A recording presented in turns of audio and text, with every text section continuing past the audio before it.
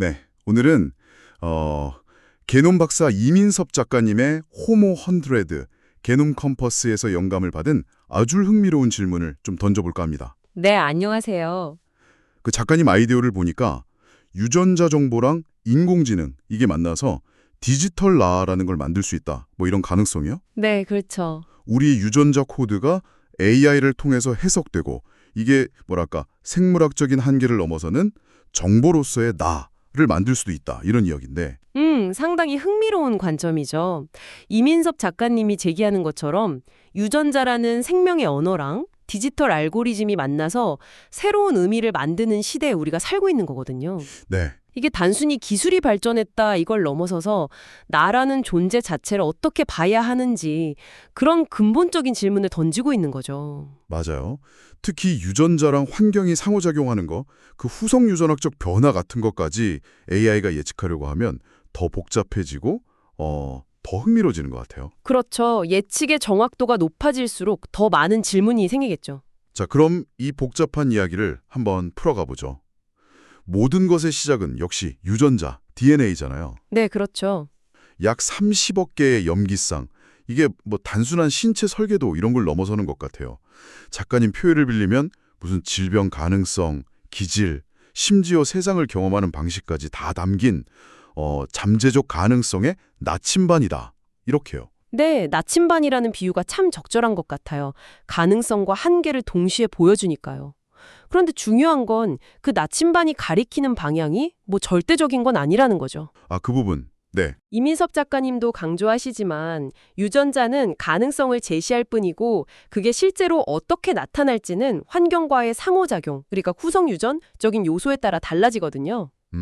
AI는 바로 이 복잡한 상호작용까지 학습해서 단순히 타고난 것 이상의 그림을 그려주기 시작한다는 거예요.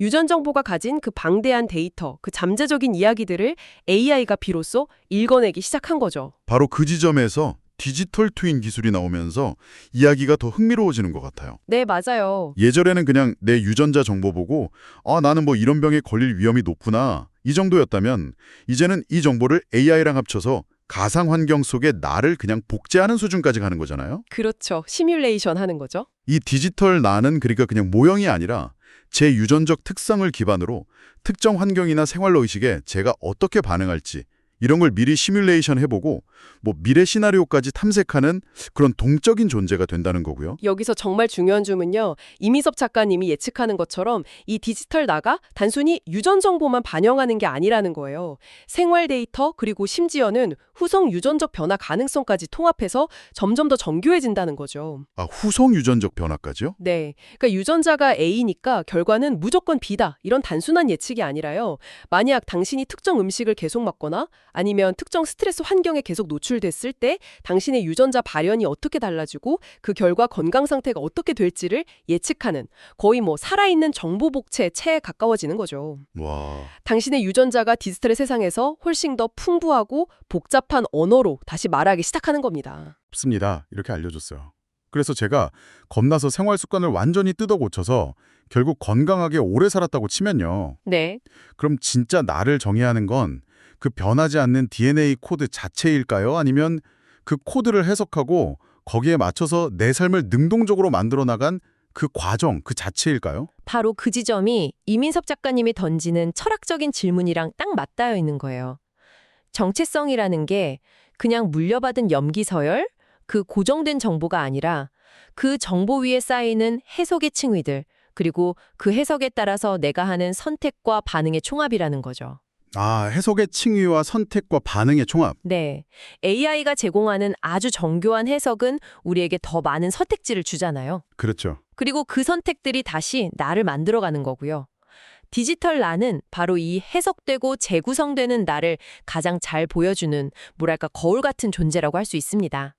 유전자가 어떻게 이해되고 또 어떤 의미를 부여받는지에 따라서 나라는 존재는 계속 변화하는 거죠. 와, 이 관점에서 보니까 디지털 불멸이라는 개념도 좀 새롭게 다가오네요. 네, 그렇죠. 단순히 DNA를 자손에게 물려주는 그런 생물학적인 영속성을 넘어서 나의 유전 정보, 기억, 사고 패턴, 심지어는 AI가 학습한 나의 가치관 같은 것까지 전부 데이터 형태로 보존돼서 디지털 나로서 계속 존재할 수 있다면 이게 진짜 정보 시대의 새로운 영생 아닌가요? 가능성으로 탐구하고 계시죠.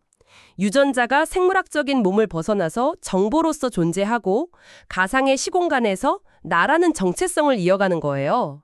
정보 생명체라? 네. 처음 들으면 좀 어색할 수도 있는데 한번 생각해 보세요. 우리는 이미 사진 속의 젊은 나, 영상 속의 내 목소리 이런 것들을 나의 일부로 자연스럽게 받아들이잖아요. 그렇긴 하네요. AI와 유전체학, 빅데이터가 결합해서 만들어낸 훨씬 정교하고 다층적인 디지털 나 역시 어쩌면 우리 자아의 확장된 형태로 받아들이게 될 가능성이 저는 높다고 봅니다. 그렇다면 이 모든 논의가 결국 우리에게 말하는 건 뭘까요? 정리를 좀 해보면 유전자는 우리의 기본적인 설계도나 가능성을 주고 AI는 이 설계도를 훨씬 깊이 있게 해석하면서 미래 시나리오까지 예측해주고 또 디지털 트윈은 이 해석된 나를 시간과 공간을 넘어서 존재하게 한다. 네, 그쵸. 결국 우리는 기술을 통해서 우리 자신을 이해하는 방식 자체를 바꾸고 존재의 경계랄까? 그런 걸 확장하고 있는 셈이네요. 네, 핵심은 바로 그거예요. 디지털 나는 단순히 유전자를 복제한 게 아니라 AI라는 강력한 해석 도구를 통해서 재구성되고 확장된 뭐랄까 또 다른 자아라고 볼 수 있는 거죠. 이민섭 작가님의 통찰처럼 이건 생물학적 한계를 넘어서 정보로서 존재하는 새로운 방식의 나를 예고하고 있는 겁니다. 오늘 이민섭 작가님의 아이디어를 바탕으로 유전자와 AI가 만나서 펼쳐지는 디지털 나의 세계, 이걸 한번 탐구해봤습니다.